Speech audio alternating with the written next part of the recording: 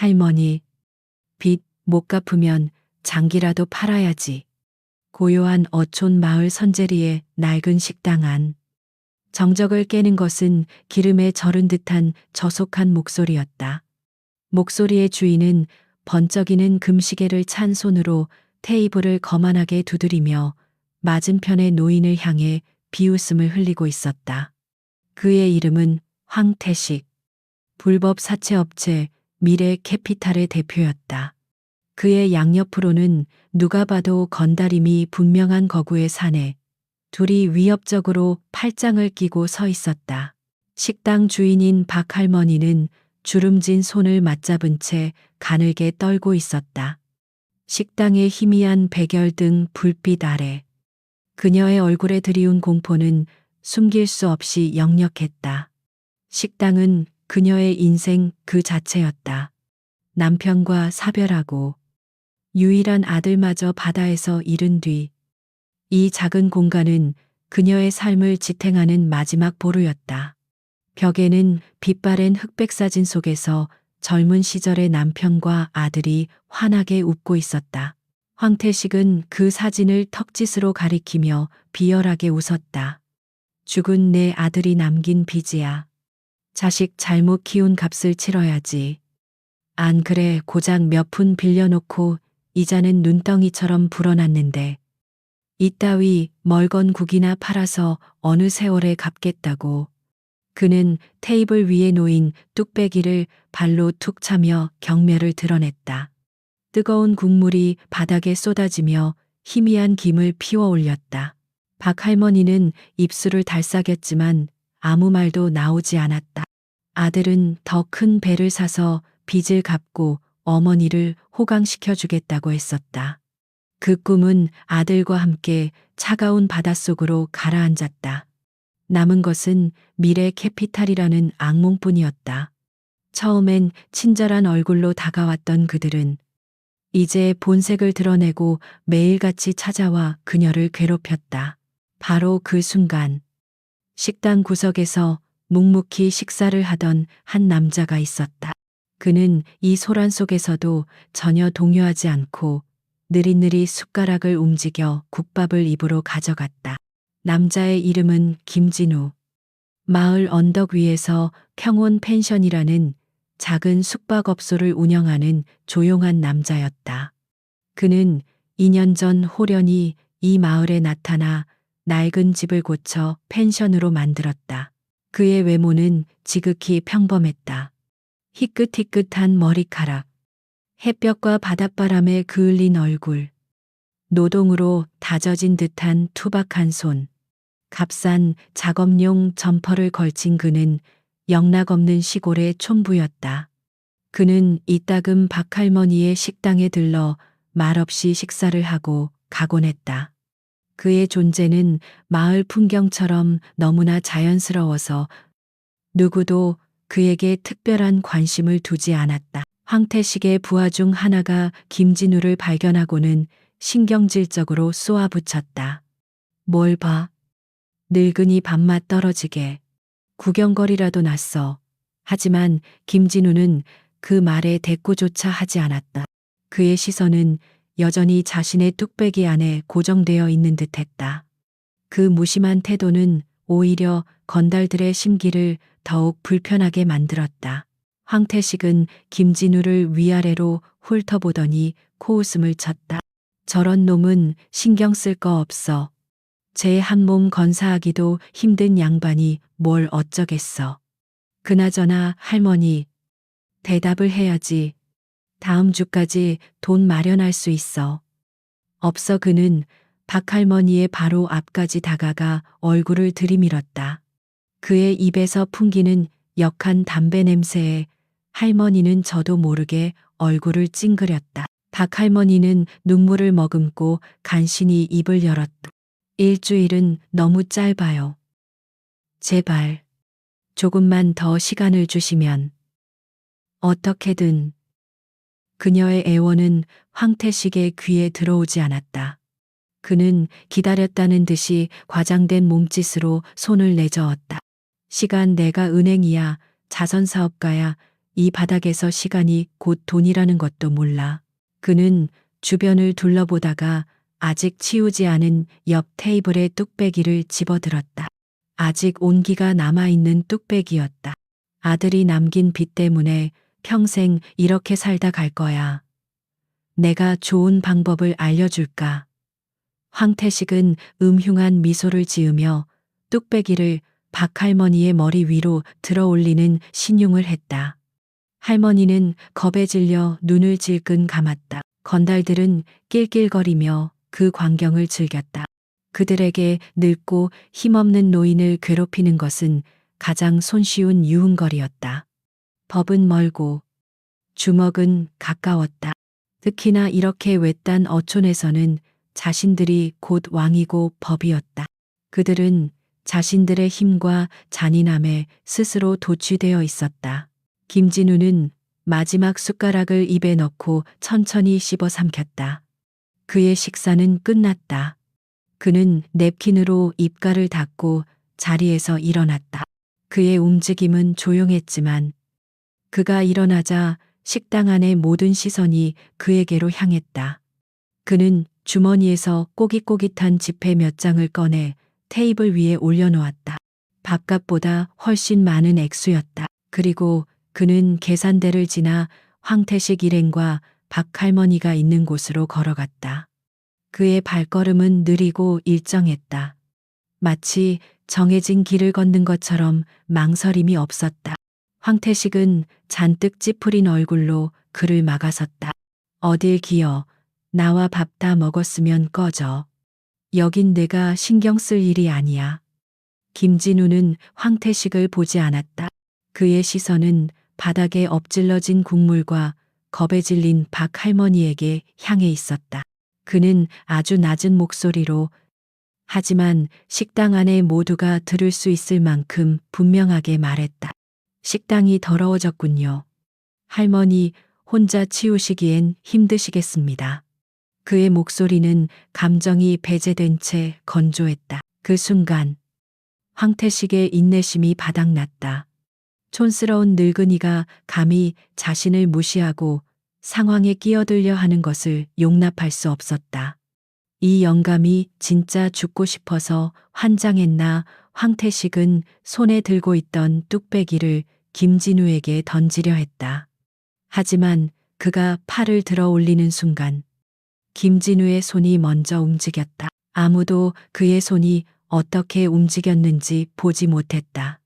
그저 잔상만이 허공을 가르는 듯했다. 김진우의 손가락이 황태식의 손목 안쪽, 정확히 혈관과 신경이 지나는 부분을 가볍게 스쳤다. 그것은 때리는 것도 잡는 것도 아니었다. 그저 스치는 것에 불과했다.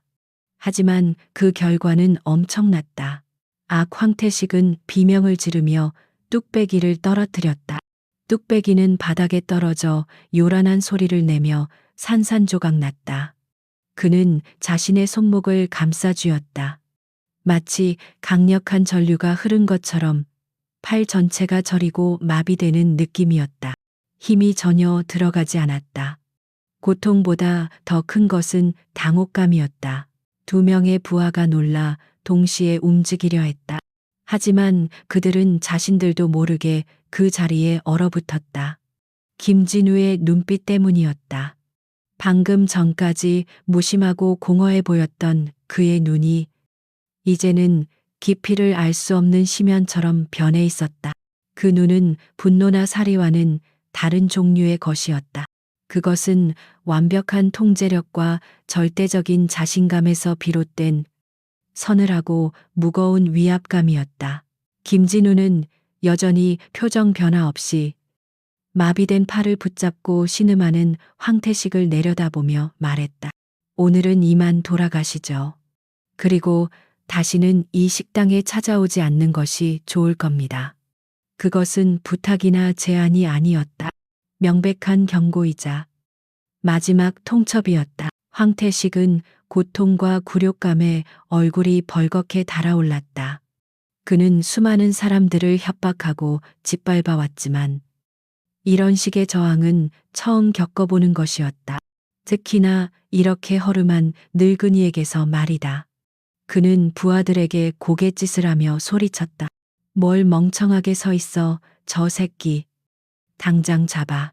하지만 부하들은 섣불리 움직이지 못했다.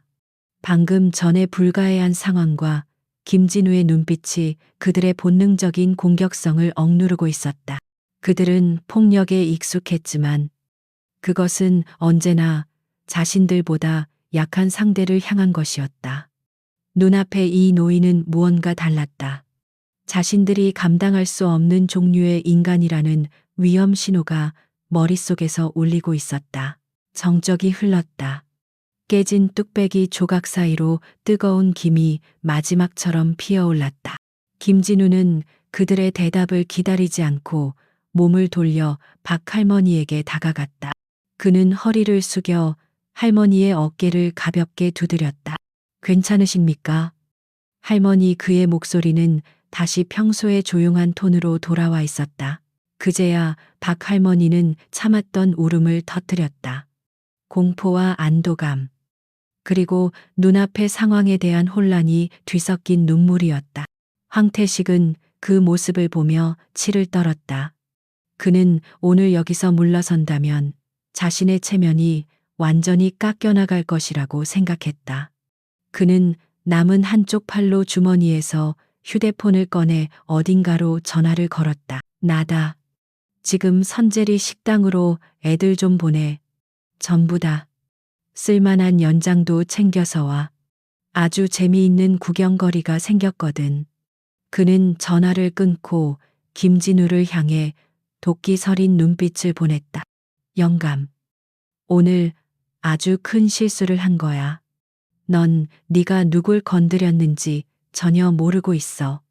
내 놈의 그 평온한 낯짝이 절망으로 바뀌는데 30분도 안 걸릴 테니 기대하고 있으라고. 황태식은 부하들을 이끌고 식당을 나섰다. 한 명은 여전히 마비된 팔을 주무르며 고통스러워했다. 문이 닫히자 식당 안에는 다시 무거운 침묵이 내려앉았다. 박 할머니는 울음을 그치고 걱정스러운 눈으로 김진우를 바라보았다. 어쩌자고 그러셨어요? 사장님, 저 사람들은 무서운 사람들이에요. 어서 피하세요. 하지만 김진우는 동요하지 않았다. 그는 밖으로 나가 깨진 뚝배기 조각을 치울 빗자루를 찾기 시작했다. 마치 방금 전의 일은 아무것도 아니라는 듯. 그리고 앞으로 닥칠 일 또한 아무것도 아니라는 듯이 그의 침착함은 현실감이 없을 정도여서 오히려 보는 사람을 더 불안하게 만들었다. 그는 그저 묵묵히 자신의 할 일을 할 뿐이었다. 폭풍전야의 고요함. 그것이 지금 식당 안을 가득 채우고 있었다. 황태식 일행이 도끼를 내뿜으며 사라지자 식당 안에는 무거운 침묵과 함께 박 할머니의 흐느낌만이 남았다. 그녀는 다리가 풀려 그 자리에 주저앉을 뻔한 것을 간신히 의자를 붙잡고 버텼다. 그녀의 시선은 방금 전까지 악당들이 서 있던 문간과 태연하게 빗자루를 들고 있는 김진우 사이를 불안하게 오갔다. 그녀의 눈에는 고마움보다 더 큰 걱정이 서려 있었다. 사장님, 대체 어쩌자고 그런 일을 벌이신 거예요. 저자들은 이 동네 깡패들과는 차원이 다른 놈들이란 말입니다. 그들이 온 동네 사람들을 데리고 온다고 했잖아요. 어서 경찰에 신고하고 몸을 피하세요. 박 할머니는 다급하게 말하며 김진우의 옷소매를 붙잡았다. 그녀의 손은 여전히 사시나무처럼 떨리고 있었다. 하지만 김진우는 그저 묵묵히 고개를 저을 뿐이었다. 그는 깨진 뚝배기 파편들을 조심스럽게 빗자루로 쓸어 담았다. 그의 행동에는 어떤 서두름이나 불안감도 찾아볼 수 없었다. 마치 매일 아침 마당을 쓰는 것처럼 자연스럽고 평온한 몸짓이었다. 그는 할머니를 안심시키려는 듯 낮은 목소리로 말했다. 경찰에 신고해도 소용없습니다. 저런 자들은 법의 허점을 교묘하게 파고드는데 익숙하니까요. 그럼 어쩌란 말이에요. 사장님까지 저 때문에 위험해지면 저는 박할머니는 말을 잇지 못하고 눈물만 글썽였다. 그녀는 자신의 빚 때문에 남까지 불행에 끌어들였다는 죄책감에 괴로워했다. 평생을 정직하게 살아온 그녀에게는 감당하기 힘든 현실이었다. 김진우는 쓰레받기에 파편을 모두 담은 뒤 할머니의 어깨에 손을 얹었다. 그의 손은 투박했지만 이상하게도 따뜻하고 든든한 기운이 전해져 왔다. 걱정 마십시오. 모든 일에는 순리가 있는 법입니다. 그는 짧게 말하고는 자신이 먹었던 자리로 돌아갔다. 그는 아까 테이블 위에 올려두었던 지폐 뭉치를 들어 박할머니의 떨리는 손에 쥐어주었다. 할머니는 그 액수에 깜짝 놀랐다. 밥값은 물론이고 오늘 가게의 손해를 모두 메우고도 남을 만큼 큰 돈이었다. 이렇게 많이 주실 필요 없는데. 김진우는 그저 희미하게 고개를 끄덕일 뿐이었다. 그는 더 이상 아무 말 없이 식당 문을 열고 밖으로 나갔다. 할머니는 그의 뒷모습을 망연자실하게 바라보았다. 그의 등은 결코 넓거나 우람하지 않았지만 이상하게도 거대한 산처럼 느껴졌다. 문이 닫히고 식당 안에는 다시 할머니 혼자 남았다. 그녀는 손에 쥔 돈과 엉망이 된 식당을 번갈아 보며 깊은 한숨을 내쉬었다. 식당을 나온 김진우는 펜션으로 바로 돌아가지 않았다. 그는 바닷가로 향하는 좁은 골목길을 따라 천천히 걷기 시작했다. 해가 뉘엿뉘엿 지면서 하늘은 붉은색과 보라색이 뒤섞인 오묘한 빛으로 물들고 있었다. 끼룩거리는 갈매기 소리와 규칙적으로 밀려오는 파도 소리가 마을의 유일한 배경음악이었다. 평소라면 마음의 평화를 가져다 줄 풍경이었지만 오늘따라 그 고요함 속에 스며든 불안의 그림자가 짙게 느껴졌다. 그의 발걸음은 허리가 굽은 채 그물을 손질하는 늙은 어부의 집 앞을 지났다. 대문 기둥에는 선명한 붉은색 스프레이로 빚이라는 글자가 섬뜩하게 적혀 있었다. 그 옆에는 미래 캐피탈의 명함과 함께 협박성 문구가 담긴 경고장이 붙어 있었다. 김진우의 미간이 미세하게 좁혀졌다. 그는 걸음을 옮겨 갯벌에서 조개를 캐다 허리를 다친 뒤 파스를 잔뜩 붙이고 사는 과부의 집 앞을 지났다. 그곳에도 똑같은 붉은 글씨와 경고장이 붙어 있었다. 그는 마을을 한 바퀴 도는 동안 그런 흉터를 가진 집을 대여섯 군데나 더 발견했다. 모두 혼자 사는 노인들이거나 몸이 불편하여 제대로 된 경제 활동을 하기 어려운 사람들이었다. 그는 깨달았다. 박 할머니의 일은 우연이 아니었다. 미래 캐피탈이라는 거머리는 이 조용하고 힘없는 마을 전체를 숙주 삼아 피를 빨아먹고 있었던 것이다. 노인들은 외부의 도움을 청할 방법도 용기도 없었을 것이다.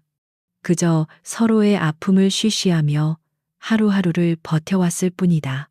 어느새 완전히 어둠이 내린 밤바다가 그의 눈앞에 펼쳐졌다. 검은 파도가 하얀 포마를 일으키며 갯바 위에 부딪혔다 흩어졌다. 그는 주머니에서 낡은 담배 한 개비를 꺼내 불을 붙였다. 그는 담배를 거의 피우지 않았지만 생각이 복잡할 때면 가끔씩 찾는 습관이었다. 담배 끝이 타들어가며 피어오르는 연기 속으로 그의 과거 기억들이 희미하게 떠올랐다. 그는 지옥 같은 전쟁터에서 수많은 생명을 구했다. 그의 손은 절망 속에서 희망을 건져 올리는 신의 손이라 불렸다. 하지만 그는 정작 자신의 가족을 지키지 못했다.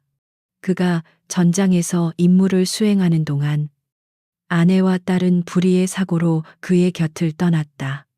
그날 이후 그는 메스를 놓았다. 사람을 살리는 손으로 더 이상 아무것도 할 수 없다는 깊은 무력감에 빠졌다.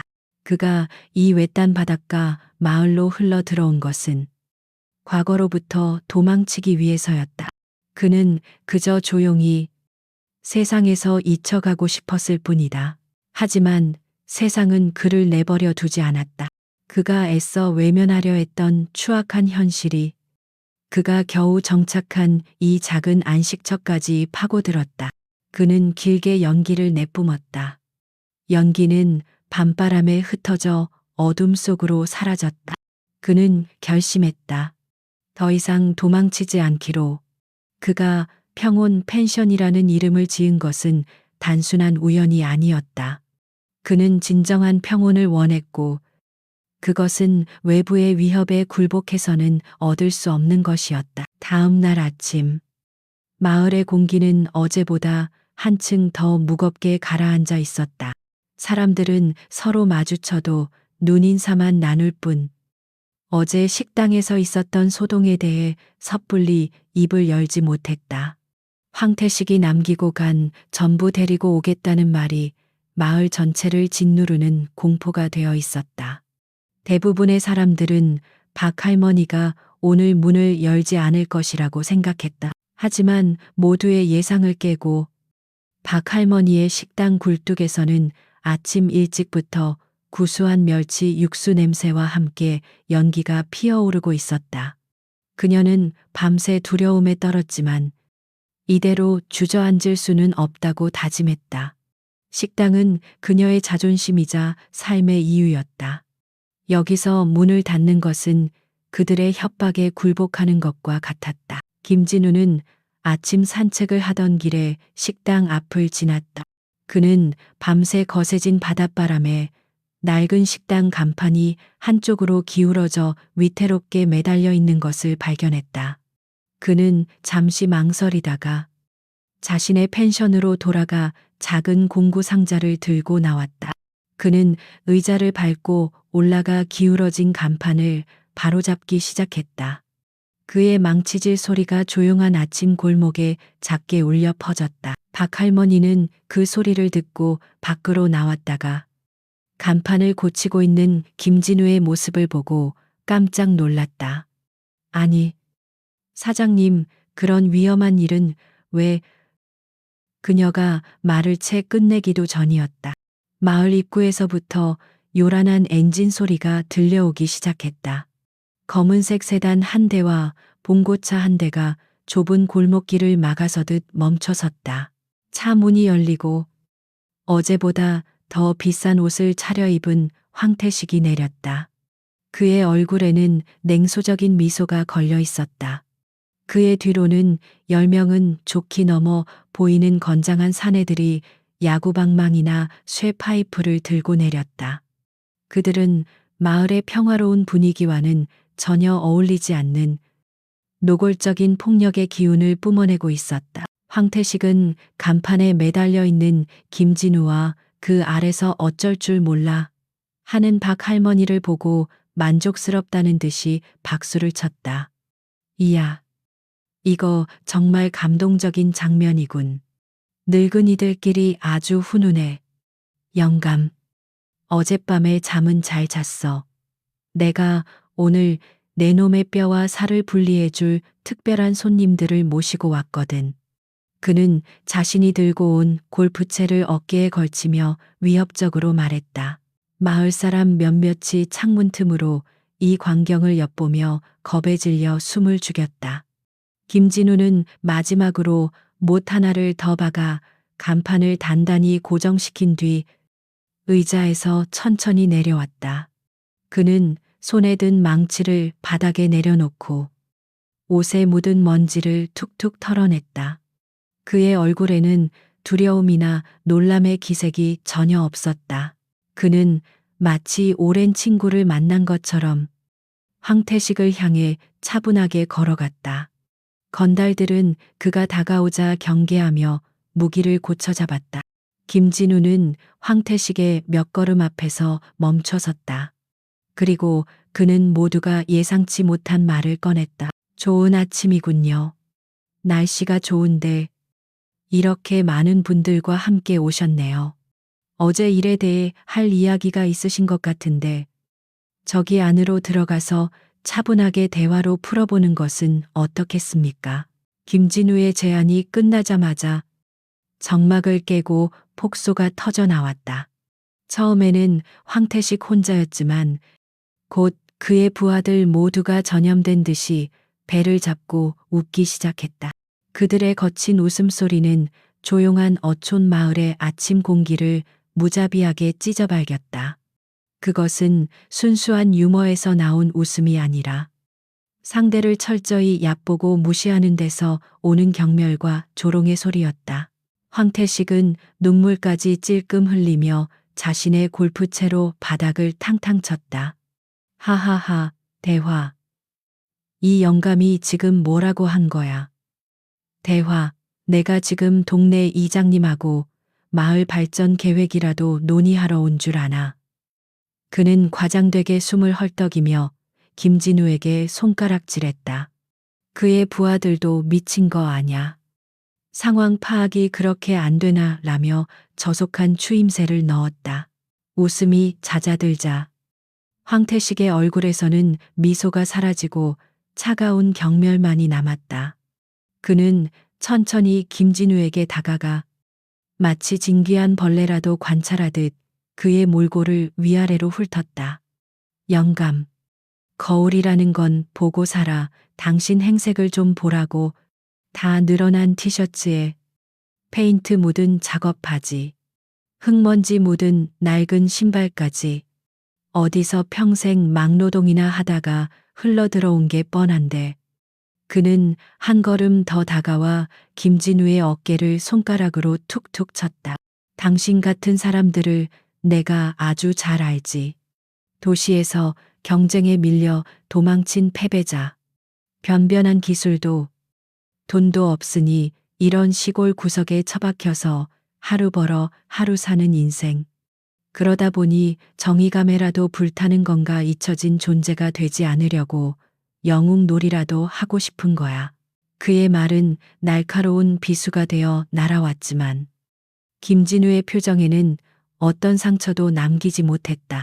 그는 그저 고요한 눈으로 황태식을 바라볼 뿐이었다. 반응이 없자 황태식은 더욱 기고만장해졌다. 그는 자신의 부하들을 돌아보며 연설하듯 외쳤다. 다들 잘 봐둬라. 힘의 논리를 모르는 자의 최후가 어떤 것인지를. 세상은 말이야. 저런 순진한 늙은이의 대화 노름으로 돌아가는 게 아니야. 오직 돈과 힘, 그것만이 진짜라고. 그의 말이 끝나자 덩치 큰 부하 하나가 야구 방망이를 어깨에 메고 김진우 앞으로 나섰다. 그는 방망이 끝으로 김진우의 가슴을 툭 밀었다. 사장님께서 말씀하시는데 대답이 없어. 영감. 귀가 먹었나. 그는 위협적으로 방망이를 휘두르며 김진우의 얼굴 바로 옆 허공을 갈랐다. 쌩하는 바람 소리가 날카롭게 들렸지만 김진우는 눈 하나 깜빡하지 않았다. 그 모습에 박 할머니는 더 이상 보고만 있을 수 없었다. 그녀는 겁에 질린 몸을 이끌고 달려나와 김진우의 앞을 막아서려 했다. 제발 그만들 하세요. 이분은 아무 상관도 없단 말입니다. 제비 때문에 생긴 일이니 저한테만 제가 어떻게든. 그녀는 황태식에게 매달리며 애원했다. 하지만 황태식은 귀찮다는 듯이 그녀를 거칠게 밀쳐냈다. 시끄러워. 할망구 순서라는 게 있는 거야. 내년 차례는 이 영감탱이를 구경거리로 만들어준 다음에 올 테니 저기 가서 얌전히 구경이나 해. 박 할머니는 힘없이 뒤로 밀려나 바닥에 주저앉고 말았다. 흙바닥에 손을 짚은 그녀의 눈에서 절망의 눈물이 다시 흘러내렸다. 김진우의 시선이 바닥에 넘어진 박 할머니에게 아주 잠시 머물렀다. 그의 눈 깊은 곳에서 무언가 미세하게 흔들리는 듯했지만 그 변화는 너무나 찰나적이어서 아무도 눈치채지 못했다. 그는 다시 황태식을 향해 고개를 돌렸다. 그의 목소리는 여전히 파문 하나 잃지 않는 호수처럼 고요했다. 폭력은 문제를 해결하지 못합니다. 그 한마디는 기름을 잔뜩 부은 불길에 성냥을 던진 것과 같았다. 황태식의 얼굴이 분노로 시뻘게 달아올랐다. 그는 이 상황을 완전히 통제하고 있다고 생각했는데 저 늙은이의 이해할 수 없는 평온함이 그의 권위를 송두리째 비웃고 있었다. 그는 자신의 부하들 앞에서 체면을 구겼다는 생각에 이성을 잃기 시작했다. 아직도 그딴 잠꼬대 같은 소리를 짓거려 황태식은 고함을 지르며 성큼 다가와 김진우의 가슴을 두 손으로 강하게 밀쳤다. 퍽하는 둔탁한 소리가 날 만큼 강한 힘이었다. 건장한 성인이라도 뒤로 몇 걸음은 물러나거나 넘어질 만한 충격이었다. 하지만 김진우는 그 자리에 서 있었다. 그의 두 발은 마치 땅속 깊이 뿌리내린 거대한 나무처럼 조금도 움직이지 않았다. 그는 그저 상체만 살짝 뒤로 밀렸다가 이내 제자리로 돌아왔을 뿐이다.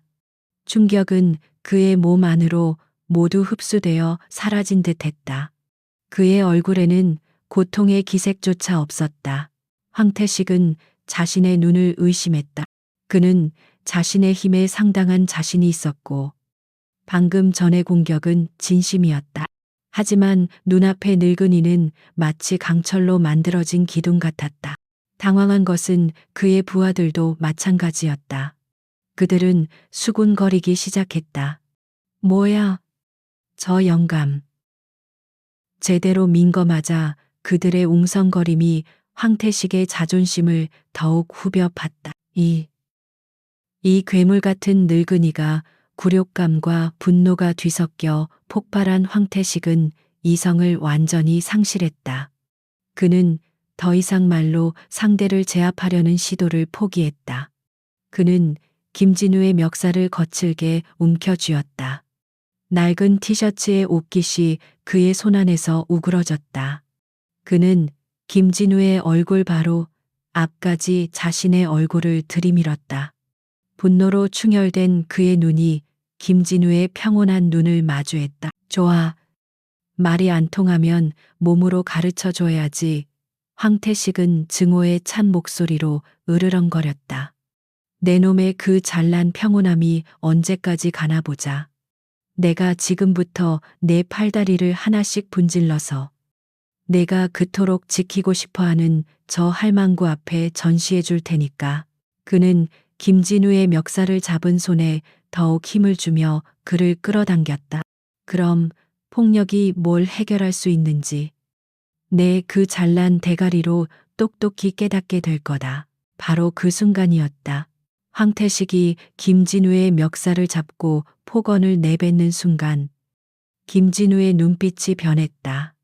지금까지 평온한 호수 같았던 그의 눈동자에서 아주 옅지만 분명한 파문이 일었다. 그것은 분노나 두려움이 아니었다. 차갑고 예리하게 벼려진 칼날 같은 무감정한 빛이었다. 오랫동안 잠들어 있던 무언가가 마침내 깨어나는 듯한 섬광이었다. 그것은 한계선이 넘어섰다는 신호였다. 조용한 펜션 주인 김진우의 시간은 끝났다. 김진우의 멱살을 움켜쥔 황태식은 순간 소름 끼치는 위화감을 느꼈다. 방금 전까지 손안에서 느껴지던 것은 분명 나이 든 남자의 저항 없는 살과 뼈였다. 하지만 바로 지금 그의 손에 잡힌 것은 마치 차갑고 단단한 강철 기둥의 일부 같았다. 부드러운 흙인 줄 알고 밟았는데 그 아래 거대한 안반이 버티고 있음을 깨달은 듯한 본능적인 공포였다. 가장 큰 변화는 눈빛이었다. 모든 감정이 거세된 채 상대를 인간이 아닌 단순한 대상으로 분석하는 듯한 그 눈빛. 그 눈을 마주한 황태식은 저도 모르게 멱살을 잡았던 손에 힘을 풀고 그를 밀쳐냈다. 그것은 공격적인 행동이라기보다는 이해할 수 없는 존재로부터 거리를 두려는 방어적인 몸짓에 가까웠다. 김진우는 뒤로 몇 걸음 밀려나는 듯 했지만 그의 발은 땅에 미끄러지듯 움직여 순식간에 균형을 잡고 완벽한 자세로 섰다. 허술했던 노인의 자세는 온데간데 없고 어떤 공격이라도 받아낼 수 있을 듯한 견고하고 안정된 모습이었다. 그의 어깨는 힘이 빠진 채 자연스러웠지만 그 중심축은 조금도 흔들리지 않았다. 뭐야, 저 영감. 황태식의 부하 중 하나가 중얼거렸다.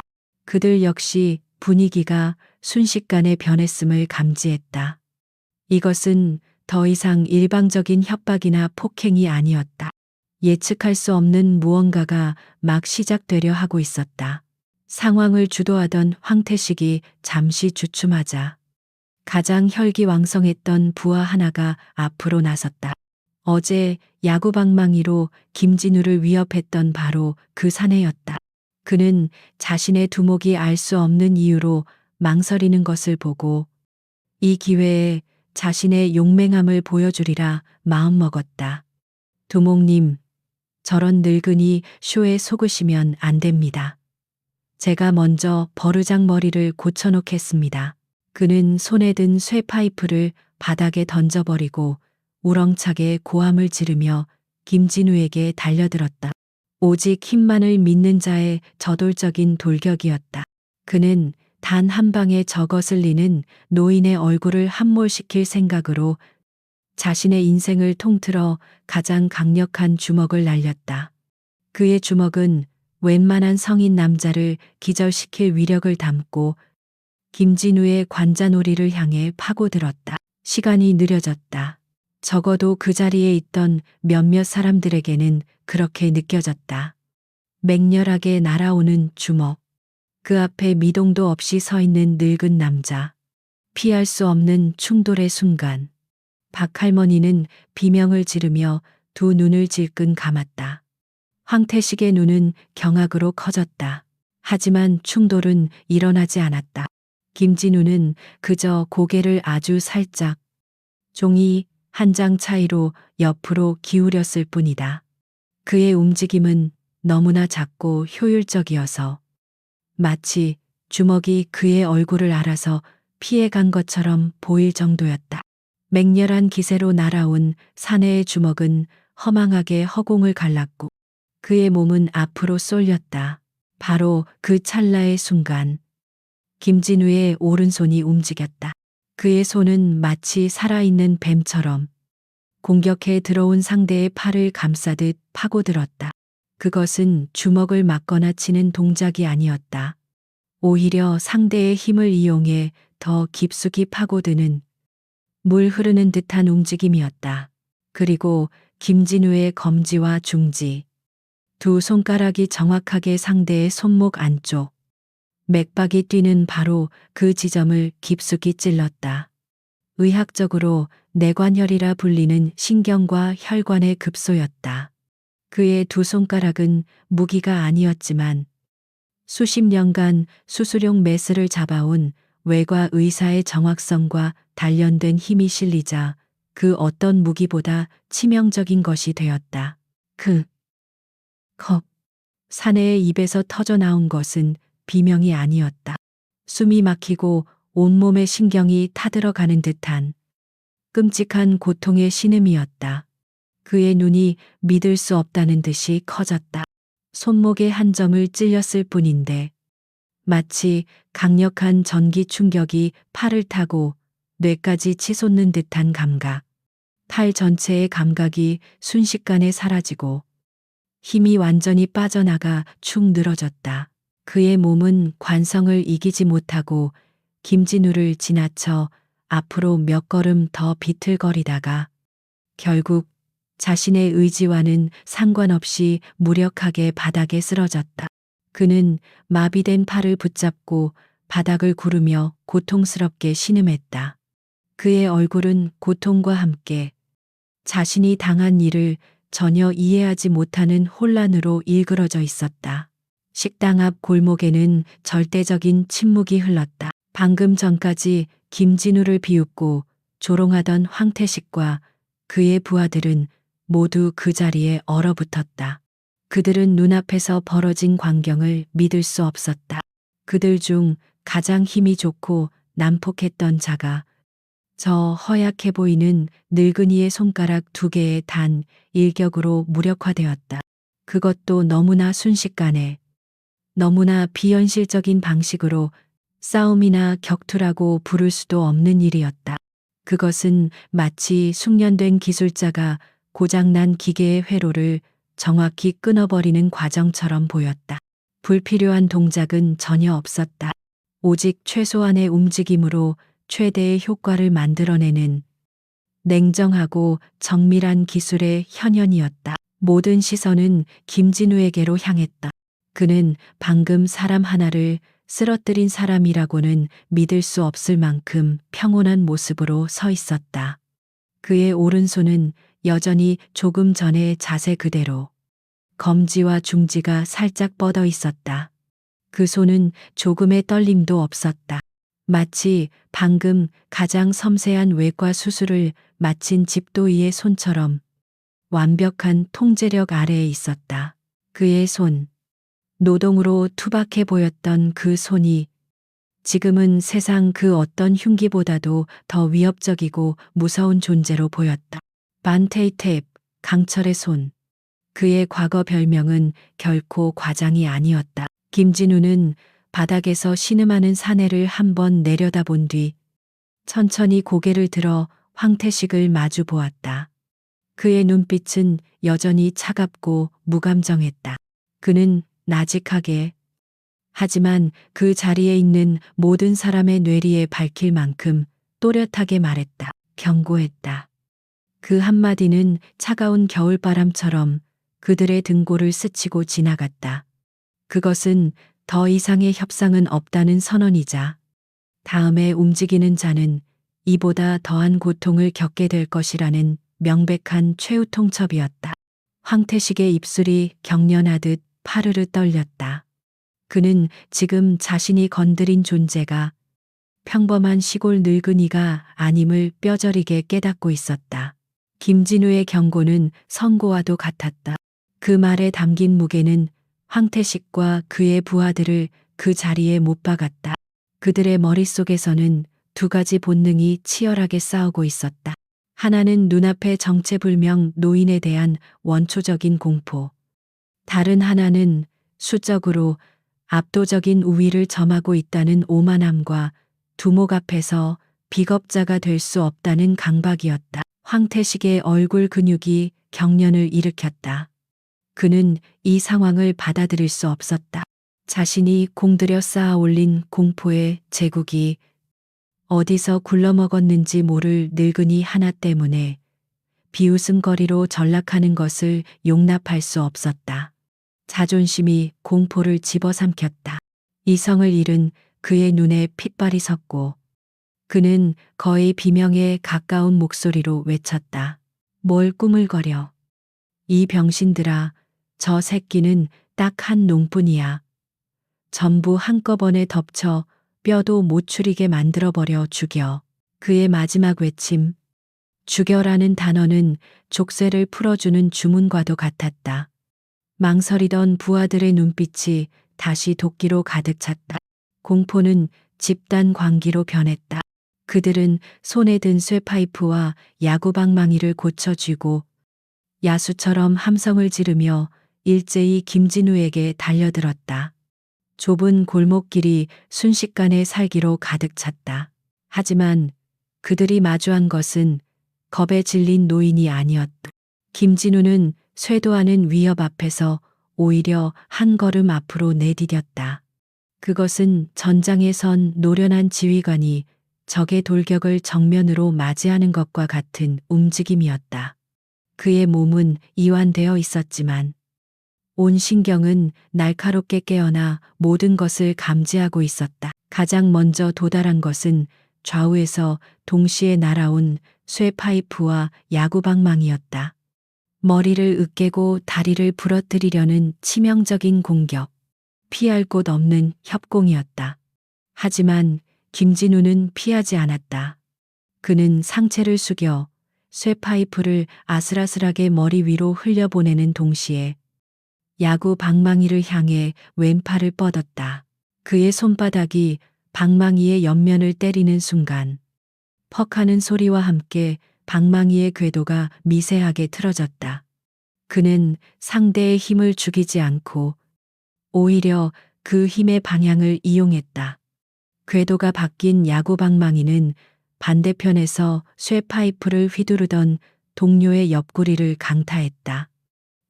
비명과 함께 쇠파이프를 든 사내가 쓰러졌다. 그 찰나의 순간 김진우의 몸은 이미 야구 방망이를 든 사내의 품으로 파고든 후였다. 그는 오른손 팔꿈치로 사내의 명치를 정확하게 가격했다.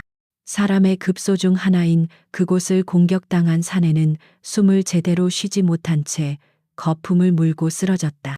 두 명을 처리하는데 걸린 시간은 눈 한 번 깜빡이는 것보다 짧았다. 혼란에 빠진 그들의 뒤에서 또 다른 둘이 달려들었다. 한 명은 김진우의 허리를 노려 태클을 시도했고 다른 한 명은 그의 등 뒤를 향해 주먹을 날렸다. 김진우는 등 뒤에 눈이라도 달린 것처럼 태클을 시도하는 사내의 어깨를 왼손으로 가볍게 누르며 몸을 반바퀴 회전했다. 그의 회전력은 등 뒤에서 날아온 주먹을 옆으로 흘려보냈고 동시에 태클을 하던 사내의 힘과 합쳐져 엄청난 원심력을 만들어냈다. 김진우는 어깨를 누른 채 마치 유도 선수가 업어치기를 하듯 사내를 그대로 들어 올려 등 뒤에 적에게 던져버렸다. 두 거구는 서로 부딪혀 볼링핀처럼 요란한 소리를 내며 나뒹굴었다. 이제 남은 것은 대여섯 명. 그들은 동료들이 순식간에 무력화되는 것을 보고 공포에 질렸지만 이미 멈출 수는 없었다. 그들은 김진우를 중심으로 원을 그리며 동시에 덮쳐들었다. 사방에서 쏟아지는 공격. 그 순간 김진우의 움직임은 무술이라기보다 한편의 정교한 군무주무에 가까웠다. 그는 공격의 파도를 타듯 움직였다. 날아오는 주먹을 손날로 쳐내며 상대의 쇄골을 정확히 타격했다. 쇄골이 부러진 사내는 비명을 지르며 무기를 떨어뜨렸다. 그는 발로 차 들어오는 공격을 피하는 대신 상대의 발목을 구둣발로 강하게 짓밟았다. 발목 관절이 으스러지는 끔찍한 소리가 울려 퍼졌다. 그의 손은 마치 메스처럼 인체의 가장 취약한 부위만을 골라 공격했다. 무릎 관절, 팔꿈치 인대, 목 옆의 경동맥총, 늑골 아래의 급소.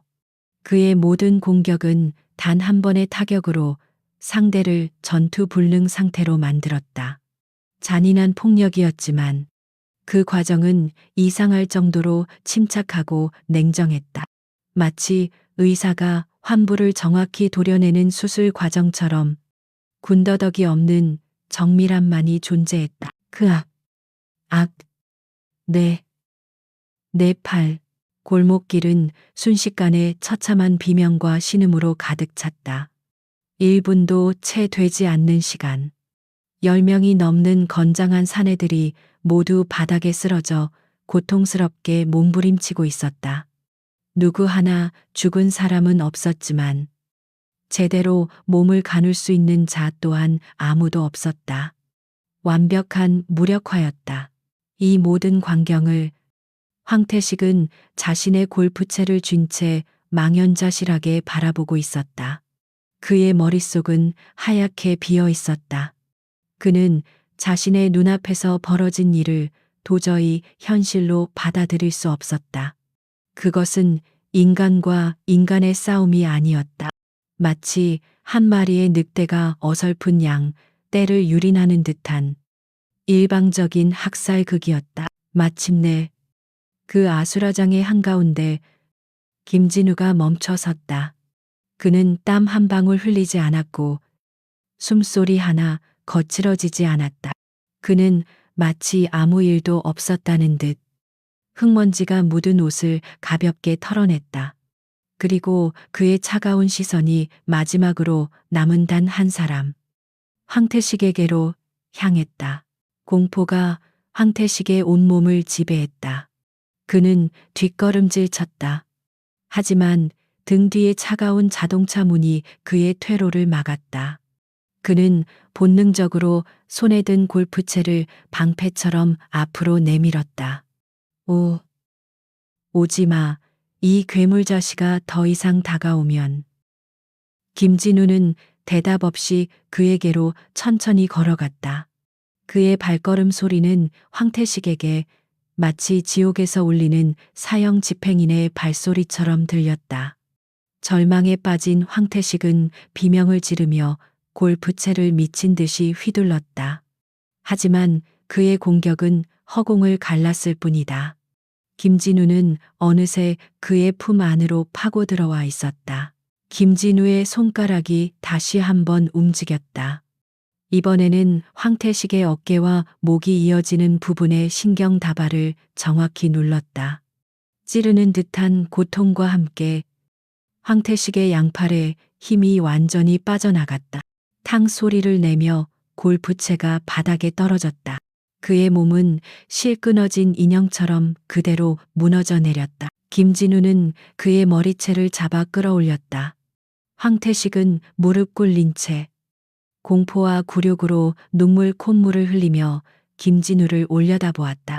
김진우는 그의 귓가에 얼음처럼 차가운 목소리로 속삭였다. 이제 대화할 준비가 되었나? 김진우의 속삭임은 악마의 언약처럼 황태식의 귓속을 파고들었다. 대화. 조금 전까지만 해도 자신이 경멸하며 내뱉었던 그 단어가 이제는 목숨을 구걸해야 하는 동아줄처럼 느껴졌다. 황태식은 본능적으로 고개를 미친 듯이 끄덕였다. 그의 눈에서는 공포와 굴욕이 뒤섞인 뜨거운 눈물이 쉴 새 없이 흘러내렸다. 입에서는 의미를 알 수 없는 신음 소리만 새어나왔다.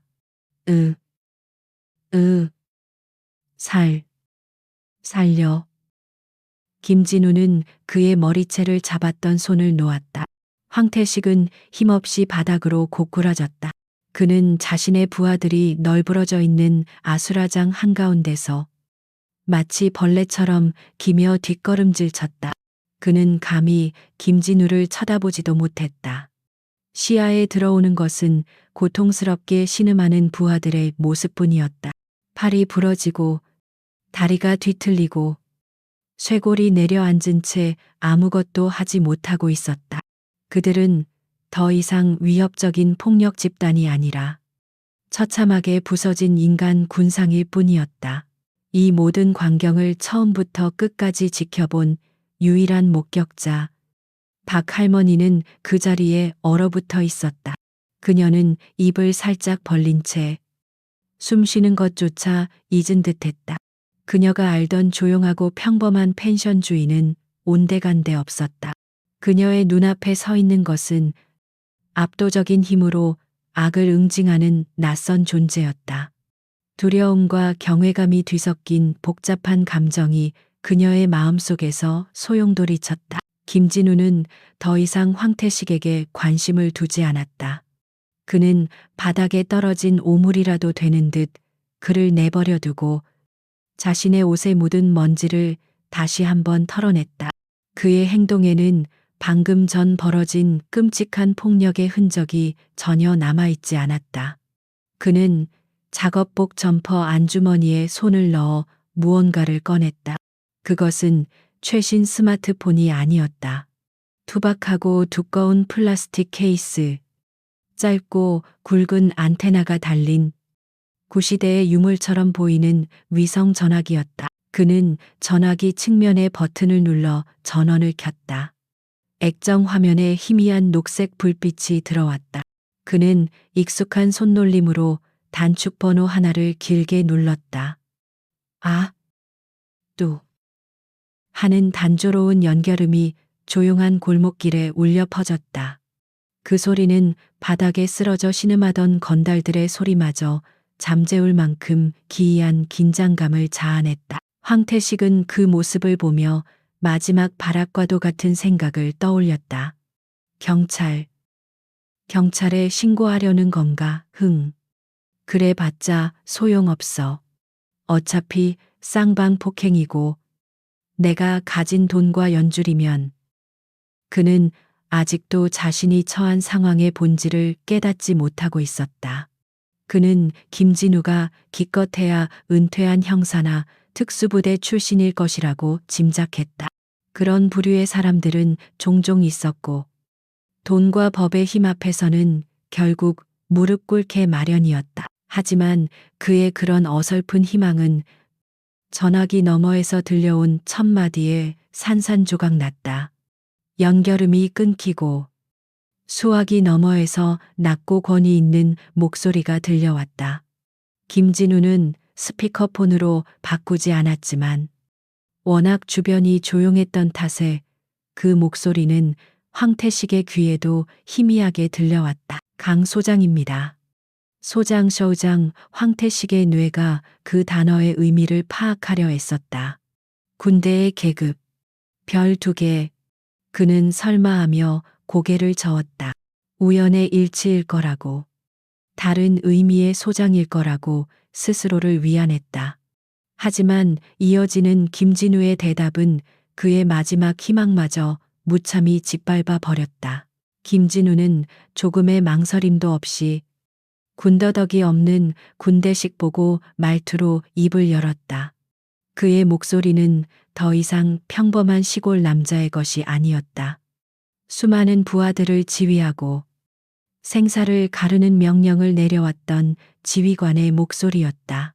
통신보안, 본인, 예비역 대령 김진우, 현재 위치, 서해 선재리, 민간인에 대한 비인가, 금융범죄 조직의 무력 도발 상황 발생, 현장에서 주동자 포함 11명 전원 무력화 완료.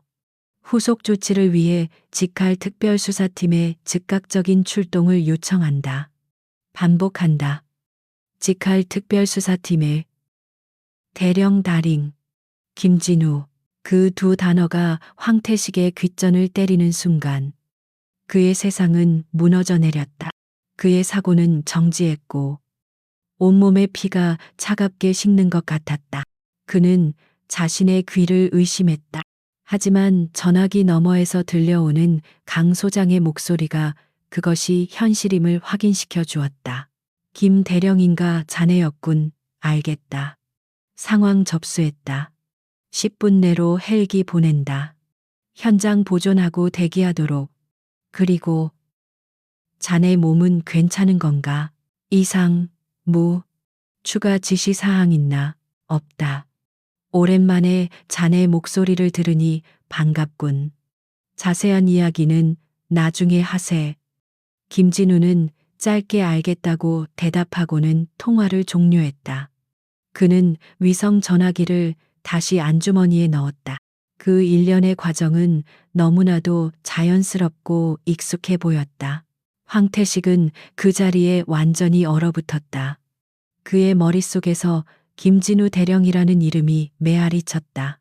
그 이름은 단순한 전직 군인의 이름이 아니었다. 그가 몸담고 있는 어두운 세계, 불법과 폭력이 난무하는 세계에서도 전설처럼 회자되는 이름이었다. 강철의 손, 김진우. 전쟁터에서 맨손으로 적의 특수부대를 괴멸시킨 괴물. 총알이 빗발치는 야전 막사에서 태연하게 동료의 심장을 수술해 살려낸 군의관. 그의 앞에서는 그 어떤 위협도, 회유도 통하지 않는다고 알려진 군 내부의 살아있는 신화. 국방부 장관조차 함부로 대하지 못한다는 소문이 파다한 인물. 몇 년 전 의문의 사고로 가족을 모두 잃고 호련히 군을 떠나 자취를 감추었다고 알려진 바로 그 사람이었다. 황태식은 그제야 모든 것을 깨달았다.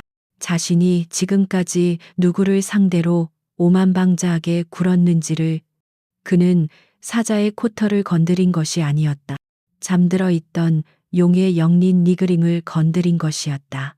그의 얼굴에서 핏기가 완전히 가셨다. 공포는 그의 영혼을 잠식했다. 돈, 연줄, 변호사, 그런 것들은 이제 아무런 의미도 없었다. 자신이 상대한 것은 일반적인 법의 테두리 안에서 움직이는 존재가 아니었다. 국가 그 자체와도 같은 거대한 힘의 일부였다. 그는 비틀거리며 김진우 앞에 무릎을 꿇었다. 아니, 무릎이 저절로 꺾였다.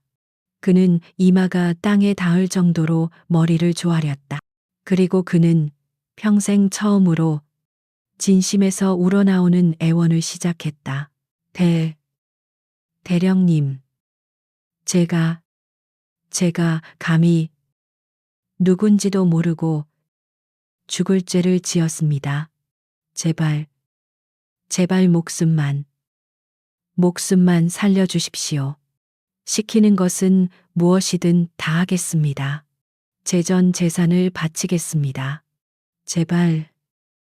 그의 비굴한 애원은 더 이상 이어지지 못했다. 하늘을 찢는 듯한 날카로운 프로펠러 소리가 멀리서부터 들려오기 시작했기 때문이다. 소리는 순식간에 가까워졌고 곧 마을 전체를 뒤흔드는 굉음으로 변했다. 검은색 군용 헬리콥터 한 대가 마을 상공에 나타나 흙먼지를 일으키며 공중에 멈춰섰다. 지옥의 천사들이 강림하는 듯한 광경이었다. 군용 헬리콥터의 굉음은 작은 어촌 마을이 감당하기에는 너무나도 압도적인 것이었다. UH-60 블랙호크. 기체 옆면에는 그 어떤 부대 마크도 없이 검은색으로만 도색된 특수작전용 헬기였다. 헬기는 마을 회관 앞 공터에 착륙하기 시작했다.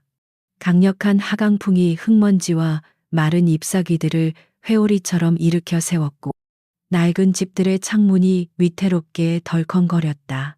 평생을 조용히 살아온 마을 사람들은 난생 처음 보는 광경에 겁을 먹고 창문 뒤에 숨어 엿보았다. 그들의 눈에 비친 것은 영화에서나 볼 법한 장면이었다. 헬기의 측면 문이 열리고 밧줄이 순식간에 내려왔다. 검은색 전술복과 방탄조끼, 헬멧으로 무장한 대원들이 능숙하게 하강하기 시작했다. 그들은 지상에 발이 닿자마자 일사불란하게 사주 경계를 펼쳤다. 그들 뒤로 검은색 정장을 입은 사내들이 내렸다. 그들은 군인이라기보다는 잘 훈련된 경호원이나 정보 요원처럼 보였다. 귀에는 통신용 이어피스가 꽂혀 있었고 그들의 눈빛은 주변의 모든 것을 꿰뚫어 볼 듯이 날카롭고 차가웠다. 그들은 마치 예정된 경로를 걷는 것처럼 한치의 망설임도 없이 김진우가 있는 골목길로 향했다. 선두에 선 것은 40대 초반으로 보이는 잘 다려진 정장 어깨 위에 중령 주린 계급장이 빛나는 남자였다. 그는 널브러진 건달들과 무릎 꿇은 채 벌벌 떨고 있는 황태식을 잠시 훑어보았지만 그의 표정에는 어떤 변화도 없었다. 그의 시선은 오직 한 사람, 허름한 작업복 차림의 김진우에게만 고정되어 있었다. 그는 김진우의 바로 세 걸음 앞에서 멈춰 서더니 조금의 흐트러짐도 없는 완벽한 자세로 거수 경례를 붙였다. 그의 동작은 군의 정석 그 자체였으며 그가 상대에게 보내는 존경심이 가득 담겨 있었다. 통신보안 국방부 직할 조사본부장 오중혁 중령입니다. 강 소장님의 명을 받고 현장에 도착했습니다. 대령님, 그 호칭은 확인 사살과도 같았다. 골목길 멀리서 숨죽여 지켜보던 박 할머니와 몇몇 마을 사람들의 입이 떡 벌어졌다. 그들이 알던 김 사장님이 별 3개짜리 장군의 직속 부하인 영관급 장교로부터 깍듯한 경례를 받고 있었다. 현실감이 없는 그 광경에 그들은 마치 꿈을 꾸는 듯한 기분에 사로잡혔다. 김진우는 경례를 받는 대신 오중령의 어깨를 가볍게 두드렸다. 오중령, 오랜만이군. 여기까지 오느라 수고 많았네. 그의 말투는 부하를 대하는 상관의 자연스러운 말투였다. 수고란요. 부르시면 어디든 달려오는 것이 저희의 임무입니다. 그나저나 몸은 괜찮으신 겁니까? 외상은 없으십니까? 오중령은 진심으로 걱정스러운 눈빛으로 김진우를 살폈다. 난 괜찮아. 저기 저 쓰레기들이나 잘 처리하게. 김진우는 턱짓으로 황태식 일당을 가리켰다. 그제야 오중령은 그들에게 시선을 돌렸다. 그의 눈빛은 김진우를 대할 때와는 180도 다른 얼음장 같은 냉혹함으로 가득 찼다. 그는 손짓으로 부하들에게 명령했다. 현장 통제하고 저자들 신병 확보해 저항시 즉각 제압하도록. 옛 짧은 대답과 함께 검은 정장의 요원들이 움직이기 시작했다. 그들의 행동은 완벽하게 조율된 기계 부품처럼 정확하고 신속했다. 2명의 요원은 의료용 가방을 들고 부상당한 건달들에게 다가갔다. 그들은 동정심 없는 눈으로 부러진 팔과 다리를 살피며 응급처치를 시작했다. 치료가 아니라 이송과 신문에 지장이 없을 최소한의 조치였다. 다른 요원들은 황태식과 아직 움직일 수 있는 건달들을 일으켜 세워 군용 강화 플라스틱 수갑을 채웠다. 당신들 뭐야 뭔데 민간인을 이렇게. 변호사, 내 변호사를 부를 권리가. 황태식이 뭐라고 소리치려 했지만 요원 중 하나가 그의 턱을 가볍게 쳐올리는 것만으로 그의 말은 비명과 함께 끊어졌다. 그들은 단순한 폭행 사건의 범인들이 아니었다. 국가 안보에 준하는 위협을 가한 적으로 간주되고 있었다. 미란다. 원칙 따위는 존재하지 않았다.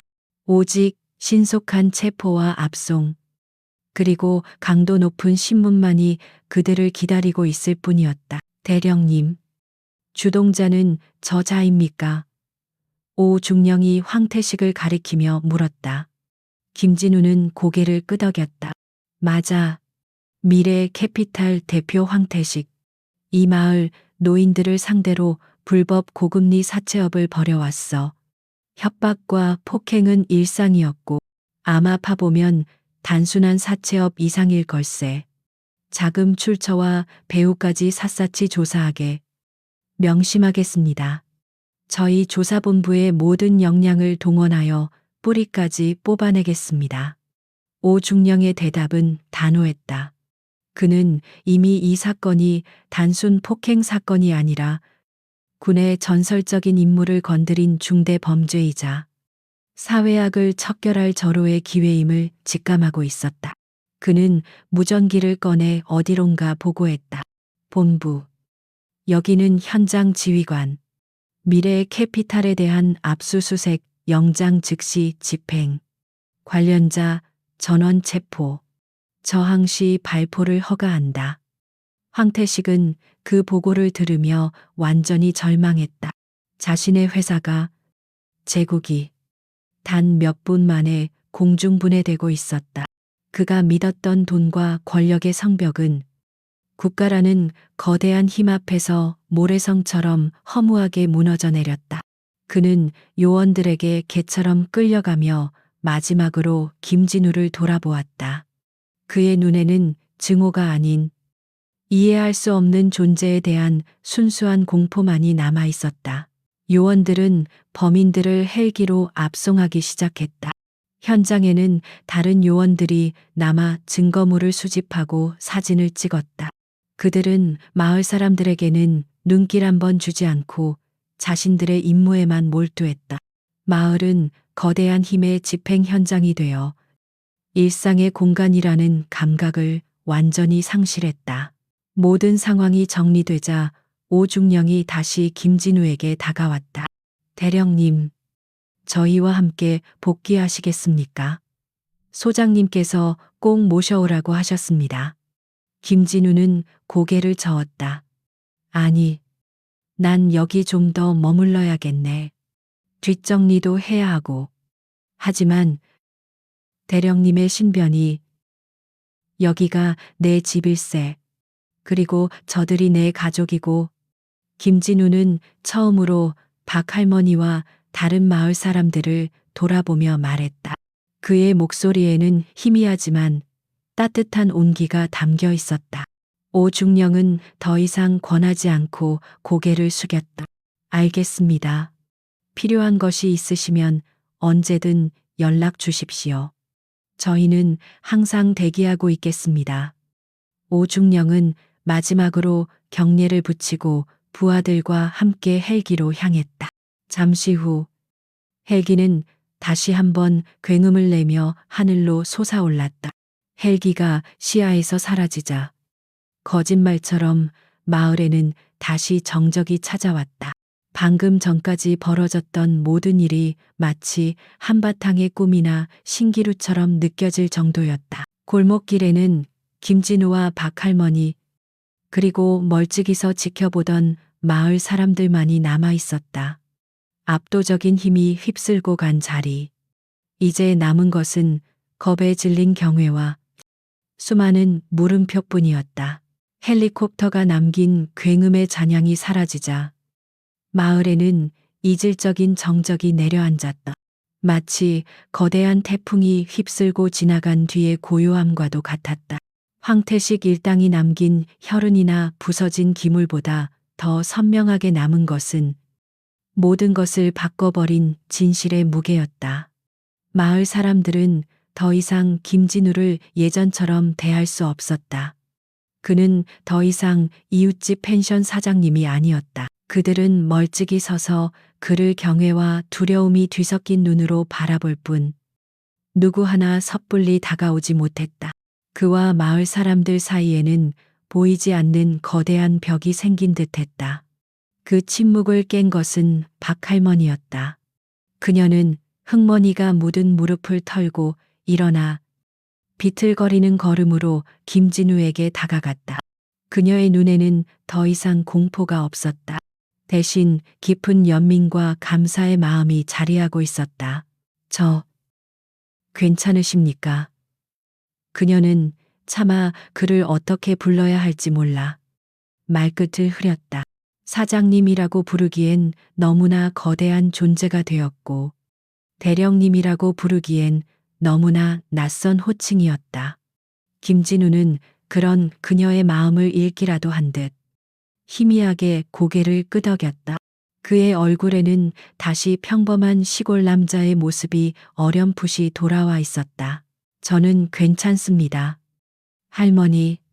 하지만 가게가 엉망이 되었군요.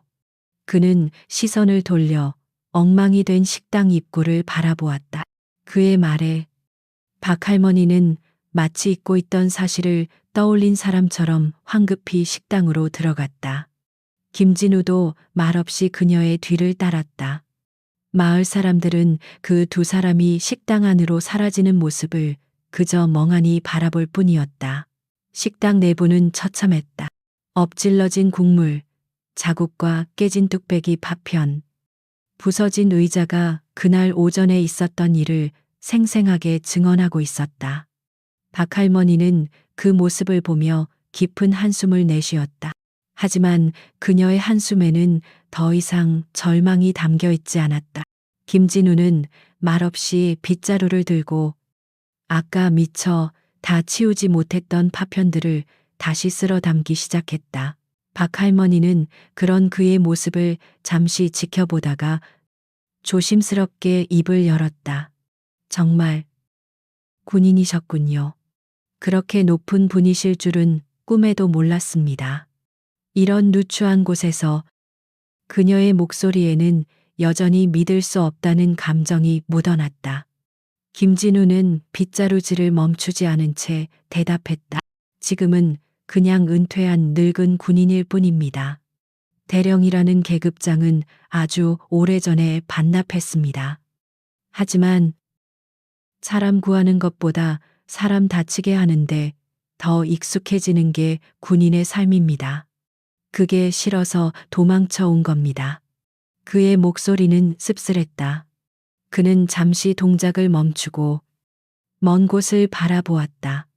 그의 시선은 식당의 낡은 벽을 뚫고 아주 멀고 아득한 과거의 어느 한 지점을 향하는 듯했다. 그의 눈앞에 포연과 화약 냄새가 자욱한 어느 전장의 풍경이 펼쳐졌다. 그곳은 지옥이었다. 포탄이 쉴 새 없이 터지고 총알이 공기를 가르는 소리가 귓가를 찢었다. 임시로 설치된 야전 병원은 부상병들의 신음과 군의관들의 다급한 외침으로 가득했다. 당시 중령이었던 김진우는 피로 얼룩진 수술복을 입은 채 거의 20시간 넘게 잠도 자지 않고 수술용 메스를 손에 쥐고 있었다. 중령님, 위급 환자입니다. 강 대위님께서 파편에 맞으셨습니다. 들것에 실려온 젊은 대위의 상태는 처참했다. 그의 가슴에는 적의 박격포 파편이 깊숙이 박혀 있었다. 과다출혈로 얼굴은 이미 하얗게 질려 있었고 숨소리는 금방이라도 끊어질 듯 미약했다. 다른 군의관들이 절망적인 표정으로 고개를 저었다. 파편이 심장 바로 옆 대동맥 근처에 박혀 있습니다. 여기서 수술은 불가능합니다. 후방으로 이송하기에도. 하지만 김진우의 생각은 달랐다. 그는 환자의 동공과 맥박을 확인한 뒤 단호하게 명령했다. 수술 준비해. 지금 당장 여기서 시작한다. 그의 명령에 주변의 모든 사람들이 경악했다. 말도 안 됩니다. 여긴 야전 병원입니다. 필요한 장비도 인력도 부족합니다. 게다가 지금 막사 바로 밖에서 교전이 잔말 말고 시키는 대로 해. 김진우의 목소리는 강철처럼 단단했다.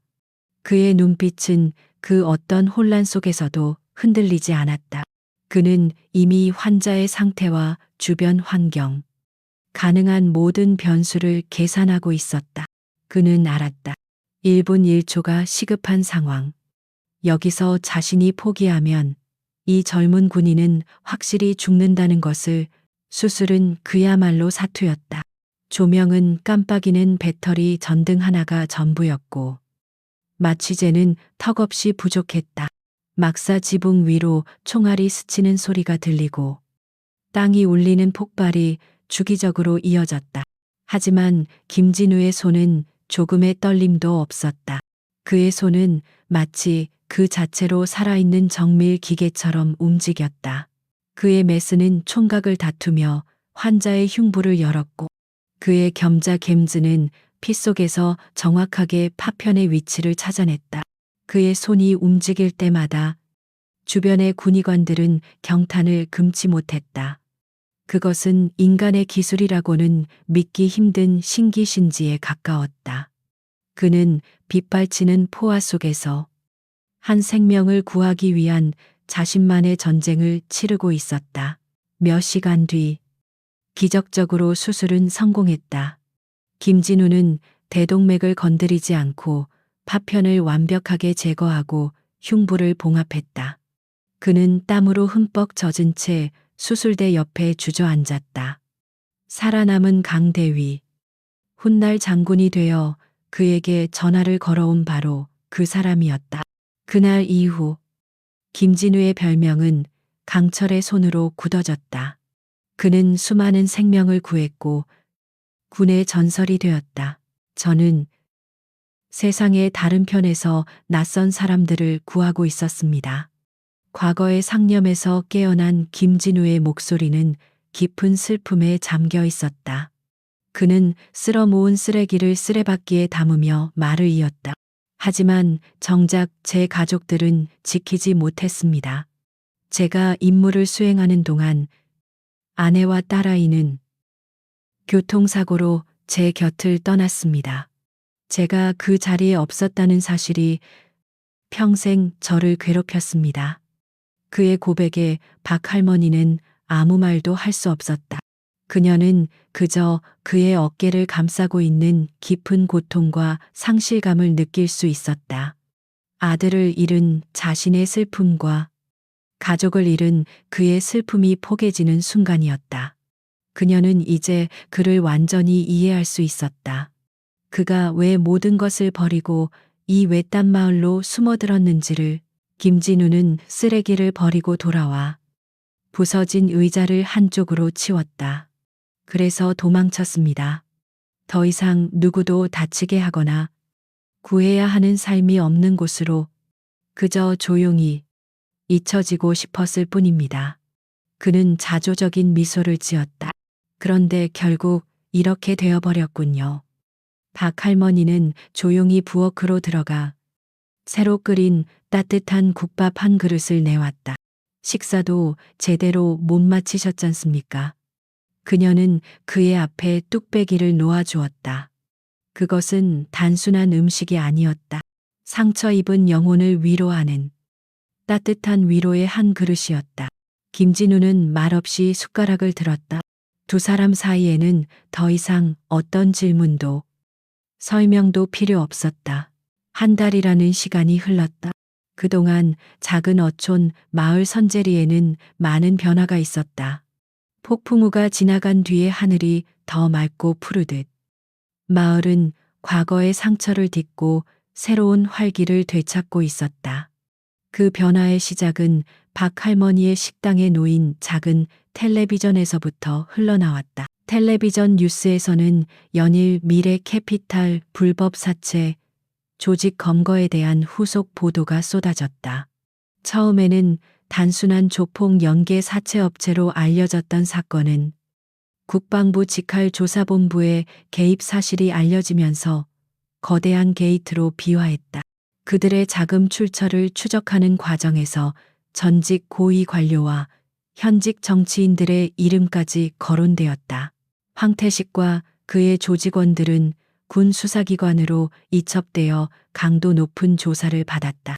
일반 경찰이나 검찰이 아닌 군대의 조사는 차원이 달랐다.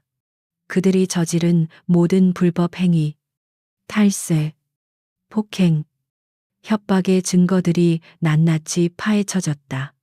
결국 미래 캐피탈은 공중분해되었고 관련된 모든 책임자들은 군사재판에 회부되어 국가 안보를 위협한 경제사범으로 중형을 선고받았다. 가장 중요한 변화는 미래 캐피탈이 마을 노인들과 맺었던 모든 대출 계약이 원천 무효 처리되었다는 소식이었다. 약탈적인 이자율과 협박을 통한 채권 추심이 불법으로 인정되었기 때문이다. 평생을 그들을 짓눌렀던 빚의 굴레가 마치 악몽에서 깨어난 것처럼 사라져버린 것이다. 마을은 예전의 평온함을 되찾았지만 그 분위기는 이전과는 사뭇 달랐다. 사람들의 얼굴에서 오랫동안 드리워져 있던 어두운 그늘이 걷혔다. 아침 시장은 다시 활기로 넘쳤다.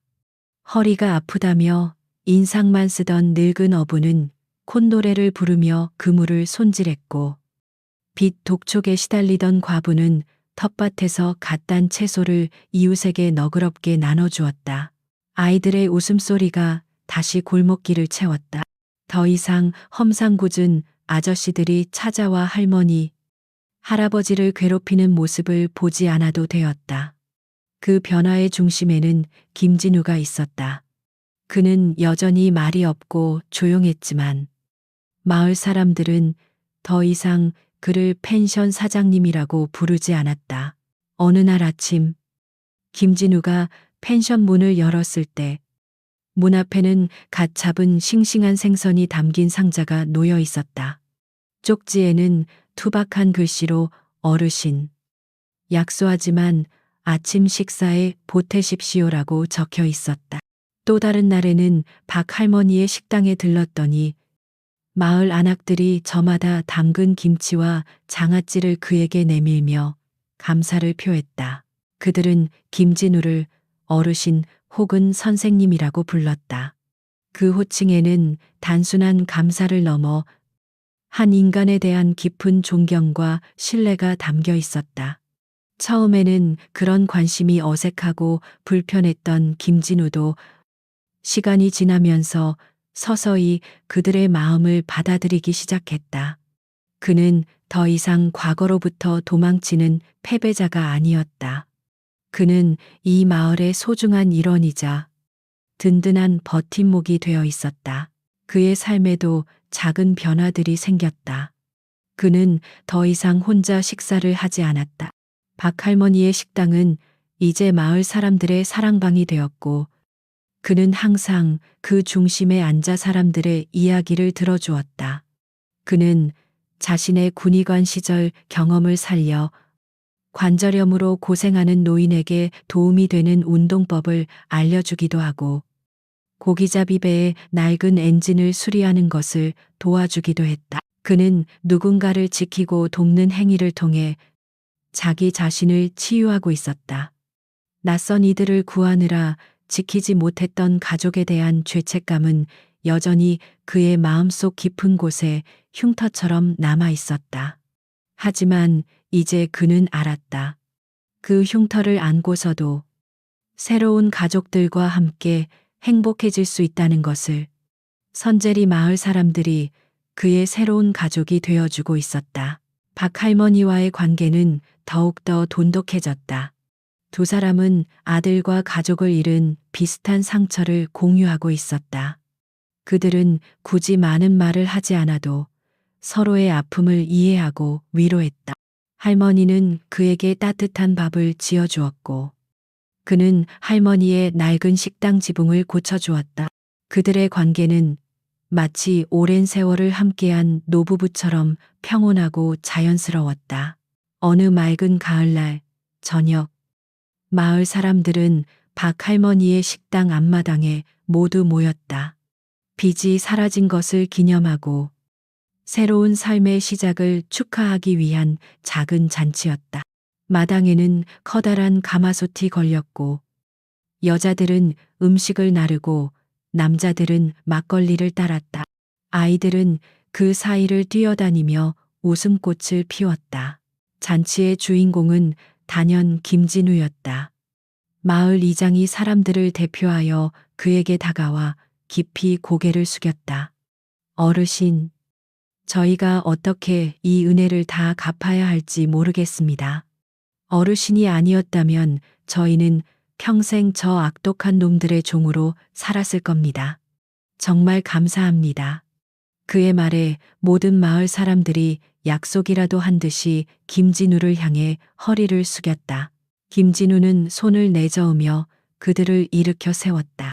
그의 얼굴에 이 마을에 온 이후 처음으로 따뜻하고 환한 미소가 피어올랐다. 제가 한 일은 아무것도 없습니다. 그저 가족이 어려움에 처한 것을 보고 가만히 있을 수 없었을 뿐입니다. 그의 말에 박할머니의 눈시울이 붉어졌다. 그날 밤, 잔치는 늦게까지 이어졌다.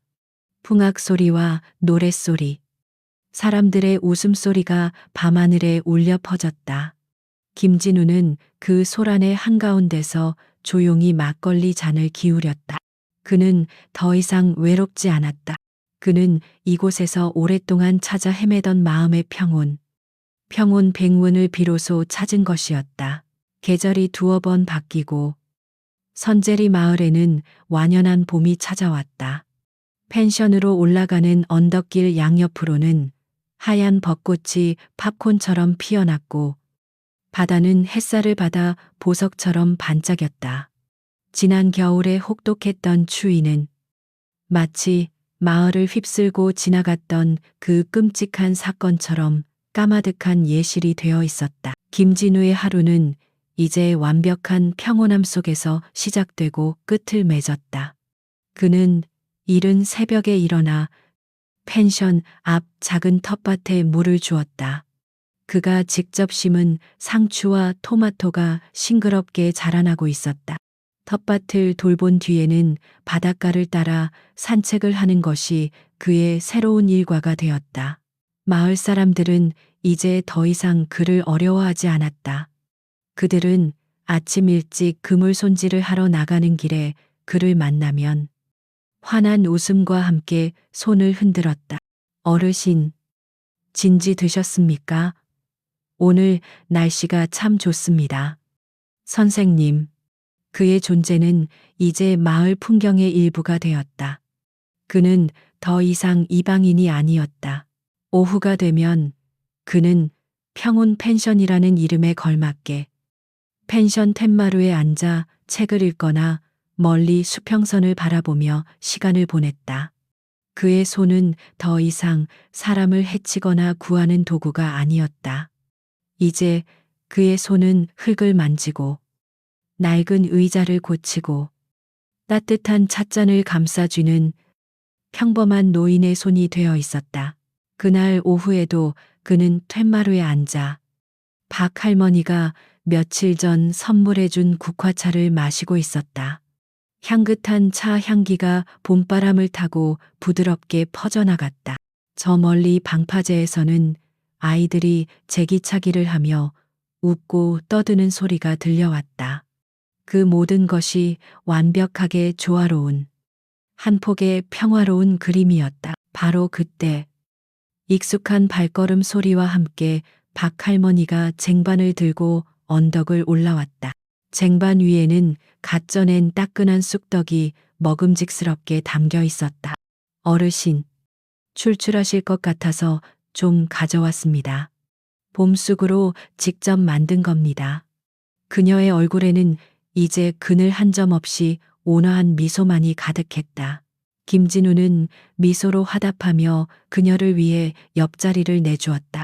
두 사람은 나란히 툇마루에 앉았다. 그들은 굳이 많은 말을 하지 않았다.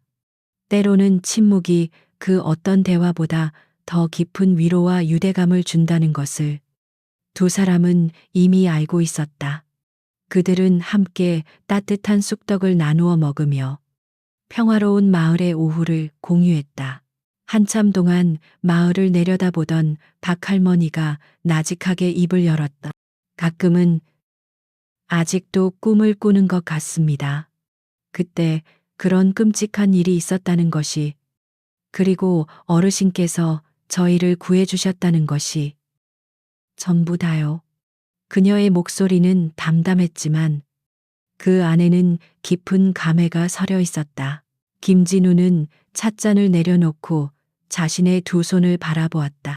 한때 강철의 손이라 불렸던 수많은 사람의 생사를 결정했던 손. 그는 그 손으로 사람을 살리기도 했고 무력화시키기도 했다.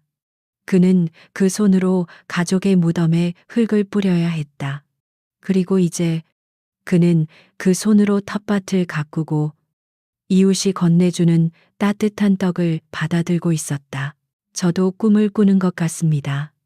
할머니, 그가 조용히 대답했다. 저는 이곳의 모든 것을 잊기 위해 도망쳐 왔습니다. 하지만 결국 이곳에서 제가 잊고 있던 모든 것을 다시 찾았습니다. 가족, 이웃, 그리고 평온한 삶까지도요. 그는 박 할머니를 돌아보며 진심 어린 미소를 지었다. 그의 눈가에 패인 주름이 더없이 인자해 보였다. 그의 과거의 흉터는 사라지지 않았다. 사랑하는 이들을 잃은 슬픔은 여전히 그의 마음 한구석에 남아 있었다. 하지만 이제 그 흉터는 더 이상 그를 괴롭히는 고통의 근원이 아니었다. 그것은 그가 얼마나 소중한 것들을 가졌었는지를, 그리고 지금 곁에 있는 사람들이 얼마나 소중한지를 일깨워주는 삶의 일부가 되어 있었다. 두 사람은 더 이상 말을 잇지 않았다. 그저 따스한 봄 햇살 아래 서로의 존재가 주는 위안을 느끼며 조용히 앉아 있었다. 저 멀리 수평선 너머로 해가 천천히 기울고 있었다. 선젤이 마을의 평화로운 하루가 또 그렇게 저물어가고 있었다. 오늘 이야기는 어떠셨나요? 우리 주변에서 마주치는 평범해 보이는 한 사람이 실은 우리가 상상도 하지 못할 과거와 힘을 가진 숨겨진 영웅일지도 모릅니다. 겉모습만으로 다른 사람을 함부로 판단하고 무시하는 것이 얼마나 어리석고 위험한 일인지 오늘의 이야기가 여러분의 마음에 작은 울림을 주었으면 합니다. 진정한 강함은 과시하는 것이 아니라 소중한 것을 지켜야 할 때 비로소 드러나는 것일지도 모릅니다. 이야기가 마음에 드셨다면 좋아요와 구독을 눌러주세요. 여러분의 작은 응원이 저희에게는 더 좋은 이야기를 만드는 큰 힘이 됩니다. 여러분의 생각은 어떠신지 댓글로 자유롭게 남겨주시면 감사하겠습니다. 다음에도 더 통쾌하고 더 가슴 따뜻한 이야기로 여러분을 찾아뵙겠습니다. 감사합니다.